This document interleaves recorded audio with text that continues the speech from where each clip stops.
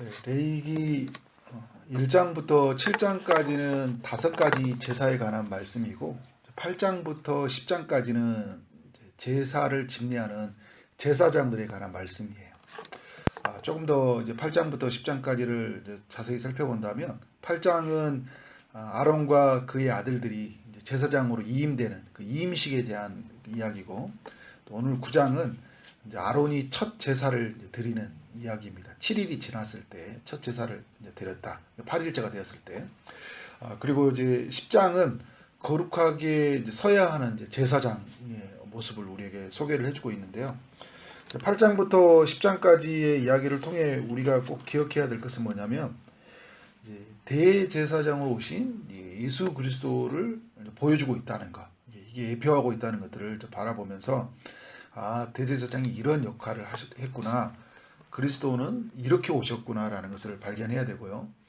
또 이제 이 아론과 그의 아들들의 이야기를 통해서 이 이야기는 또 우리의 이야기이기도 해요. 왜냐하면 하나님이 우리를 제사장으로 세우셨기 때문에. 우리가 이 시대의 레위인들이잖아요. 이게 뭐 목회자들만이 레위인 제사장이 아니라 우리 모두를 만인 제사장이라고 이야기하고 있어요. 왕 같은 제사장이다. 그러니까 우리는 또 다른 이제 기쁨의 동산교회, 예를 들어 초지 동산교회 이렇게 세워져 있잖아요. 그러니까 교회는 따로 있고 내 삶은 따로 있는 게 아니라 내가 모였을 때 같이 기쁨의 동산교회, 초지 동산교회는 한 사람이 모이는 거고, 같이 또 떨어져 있을 때는 나도 초지 동산교회라는 어떤 기쁨의 동산교회라는 성도의 삶을 각 자리에서 사는 거잖아요. 내가 곧 교회로서 내가 그 자리에서 제사장이다. 나를 통해서 하나님이 일하신다라는 것들을 늘 기억하고 살아야 된다는 것을 가지고 말씀을 대할 필요가 있어요.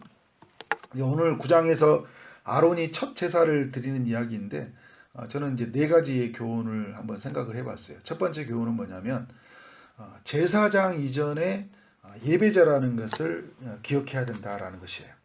오늘 이제 9장 이 7절에 보면 이런 이야기를 하고 있어요. 모세가 또 아론에게 이르되 너는 제단에 나가가 내 속죄제와 내 번제를 드려서 너를 위하여 백성을 위하여 속죄하고 또 백성의 예물을 드려서 그들을 위하여 속죄하되 여호와의 명령대로 하라, 이렇게 이야기를 하고 있어요. 제사를 드리는데 누구를 위해서 먼저 하라고요? 너를 위해서 하라는 거예요. 그리고 백성을 위해서 제사를 하라. 그래서 1절부터 13절까지인가요? 13절, 14절까지는 이제 너를 위하여서 아론과 그의 제사장들을 위해서 하나님께 제사를 드리는 이야기고, 또 15절부터 마지막까지는 백성들을 위해서 제사하는 거예요. 그러니까 누가 제사하냐면 아론이 제사를 하는 거잖아요. 그의 아들들이. 제사를 이들은 이제 집례하도록 부름을 받은 사람들이거든요. 말씀을 가르치고 또 마땅히 이제 성도가 살아가야 할 삶에 대해서 가르치는 이제 그런 삶으로 부름을 받은 거잖아요.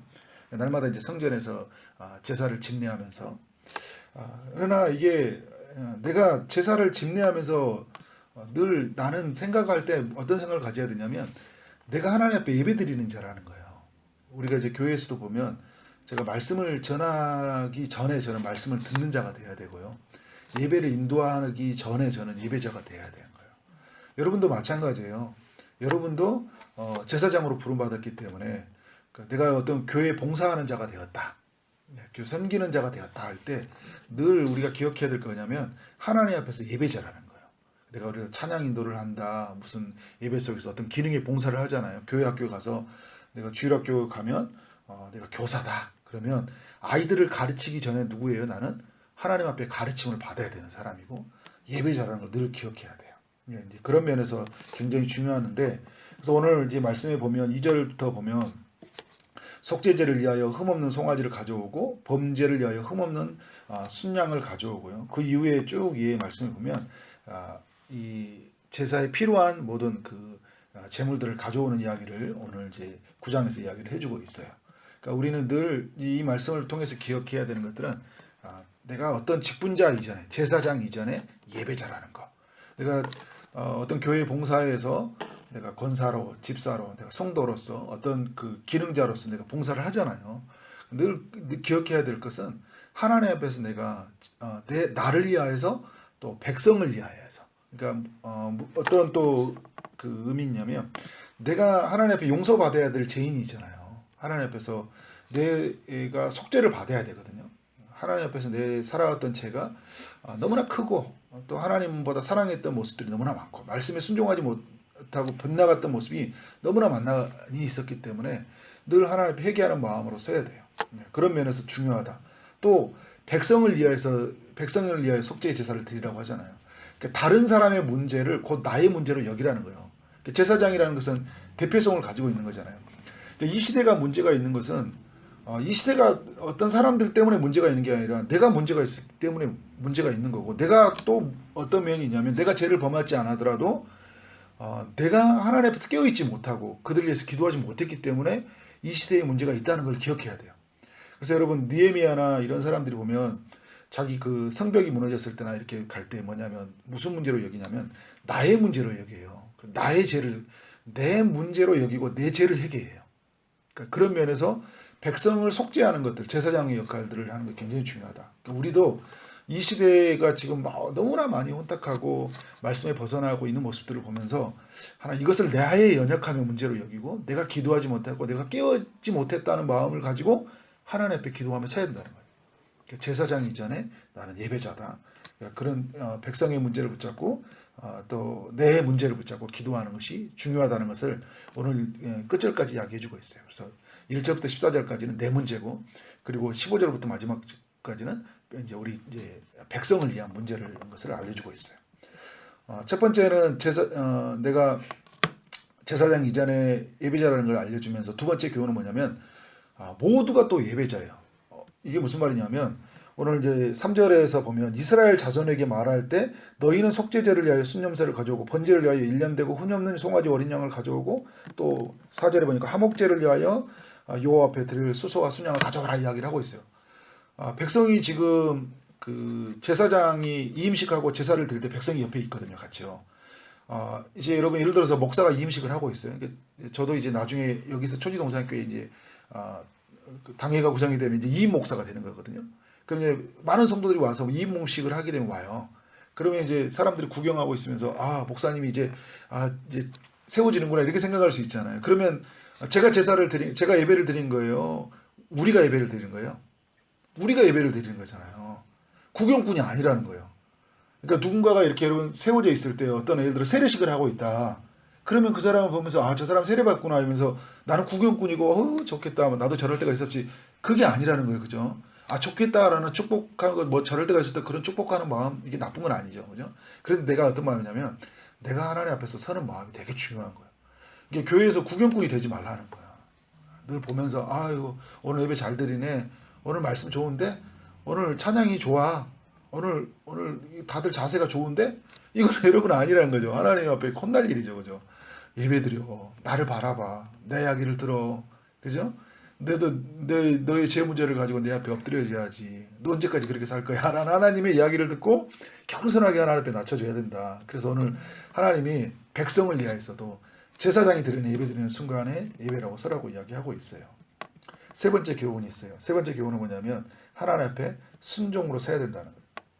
오늘 이제 그 5절부터 쭉 이야기했던 게 뭐냐면 그들이 모세가 명령한 것 모든 것을 회막문 앞에 가져오고 온 회중이 요 앞에 섰다고 이야기해요.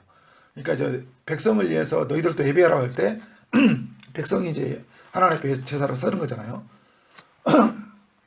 근데 여러분 백성이 하나님 명령대로 섰다 하면서 또 6절부터 이야기하는 건 뭐냐면 이제 제사장들에게 그 아론의 그 아들들이 이야기하는 거예요. 그들이 여호와의 명령하라고 한 것을 지시를 받고 6절에 7절에 여호와의 명령대로 하라. 이제 이렇게 이야기를 하고 있어요. 그래서 어떻게 해요? 그들이 이제 8절에 보면 아론이 그 명령에 순종하고, 그리고 9절과 10절에 보면 그 아들들이 하나님 명령에 순종하고, 그 이후에도 계속 보면 하나님 말씀에 따라서 제사의 예물을 드리는 모습들을 보여주고 있어요. 무슨 말이에요, 여러분? 하나님의 말씀에 적극적으로 순종함으로 드려진 예배였다는 거예요. 그러니까 내가 골라서 좋은 것만 드려진 예배가 아니라, 그죠? 내가 순종할 수 있는 것만 순종하는 게 아니라, 그죠? 하나님께서 내게 요구하시는 모든 것을 순종하는 거예요. 하나님이 모세를 세웠다는 걸 인정하는 거잖아요. 모세를 통해 이야기하거든요. 그리고 아론을 거쳐서 아론의 아들들이 건너가잖아요. 그죠? 그냥 누군가에게 하나님의 말씀이 예를 들어서 세워진 목사를 통해서 우리에게 말씀이 전해지면 아멘 하는 거예요. 그리고 또 오늘 순장과 리더를 통해서 전해주면 아멘 하는 거예요. 그런데 여러분 순원 중에서도 내게 하나님 말씀에 순종해 우리 기도해야 될 때가 아니에요. 이게 하나님의 뜻으로 받고 아멘 하는 거예요. 우리가 이렇게 살아서는 안 되잖아요. 그러면 어떻게 돼요? 이게 말씀에 따른 것이라면 순종하는 거예요. 그래서 피차 복종하는 거잖아요. 그러니까 우리가 그래서 하나님 말씀 앞에서 늘 순종하는 삶의 예배가 필요하다. 그러니까 오늘 예배를 드렸다는 행위에 이 시간에 우리가 있는 게 아니라 장소에 있는 게 아니라 중요한 건 뭐냐면 순종에 있는 거예요. 늘 우리는 하나님 말씀 앞에 순종해야 돼요. 그러니까 들려오는 말씀 앞에 내가 순종해야 돼요. 오늘 제사에 오늘 보면 번제, 소제, 하목제, 속제제 4개 제사를 막 드리거든요. 너무 많은 제사를 드리잖아요. 5가지 제사 중에 이렇게 다 드리고 있어요. 이게 제물도 많고 절차도 많고 복잡해요. 그러나 모든 이 제사의 예배를 하나를 다 없이 다 드렸다는 거예요. 순종하는 예배다. 4번째 교훈은 뭐냐면 연락된 제사로 인한 기쁨과 그 하나님의 영광으로 충만한 기쁨을 누리는 예배를 경험해야 된다라는 거예요. 온전한 순종 속에서 또 말씀의 원리의 따름 속에서 누려지는 거예요. 이게 뭐냐면 하나님의 전적인 일하심과 전적인 참여 속에 이루어지는 거거든요. 그러니까 우리가 순종했기 때문에 하나님이 우리에게 은혜를 주시는 건 아니에요. 순종했기 때문에. 근데 하나님이 그다음에 순종이 필요 없는 건 아니에요. 또 하나님이 전적으로 일하심과 전적인 순종이 같이 만나야 돼요.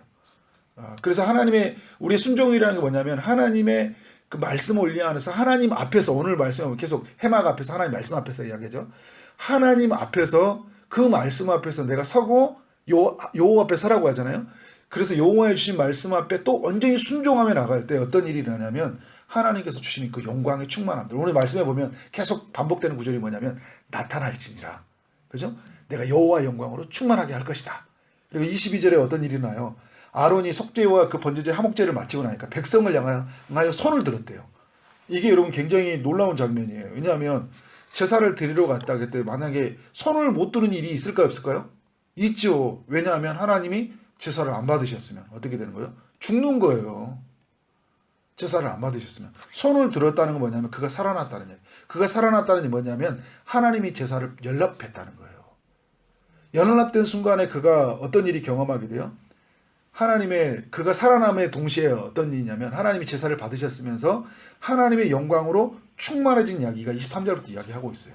그래서 모세와 아론이 백성을 축복하고 여호와의 영광이 온 백성에게 나타나는데 그래서 여호와 앞에서 나와 그 이에 번제물과 기름을 살렸다고 하잖아요. 하나님이 제사를 받으셨다는 이야기들을 사람들 앞에 보여주고 있는 거잖아요. 하나님의 불이 하늘에 떨어져 그 제물을 다 태워버린 거잖아요. 하나님께서 온전히 연락됨으로 말미암아 그 영광의 충만함을 누리는 데 얼마나 그 기쁨과 감사와 그 영광으로 그 속에 그 평안과 그죠? 그 은혜가 넘쳤을까요? 그러니까 우리의 삶에 어떤 제사의 방법, 제사의 절차, 제물, 하나님 원하시는 그 모든 것들을 다 믿음으로 또 순종으로 드리는 것들, 그 마음의 동기와 그런 모든 것들이 중요하다. 전적으로 그 순종함에 들어있을 때 뭐가 충만한 거예요? 여호와의 영광으로 충만한 예배. 오늘 이제 9장의 말씀을 통해 우리가 이런 교훈을 살펴보았는데요. 우리는 제사장 이전에 예배자라는 것을 기억하고 우리 모두는 예배자로 서야 되고요. 또 하나님 앞에 순종으로 서야 된다. 우리가 전적으로 순종함 속에서 하나님이 전적인 일하심들, 곧 연락된 그 제사의 기쁨들, 그 여호와의 영광의 충만한 기쁨들을 우리 모두는 누려야 된다. 그래서 오늘 말씀을 통해 대제사장으로 오신 그 예수 그리스도를 우리가 만나면서요. 또한 우리를 제사장으로 부르면서 하나님이 우리 가운데 드리는 우리 제사를 하나님 기뻐하신다는 사람들.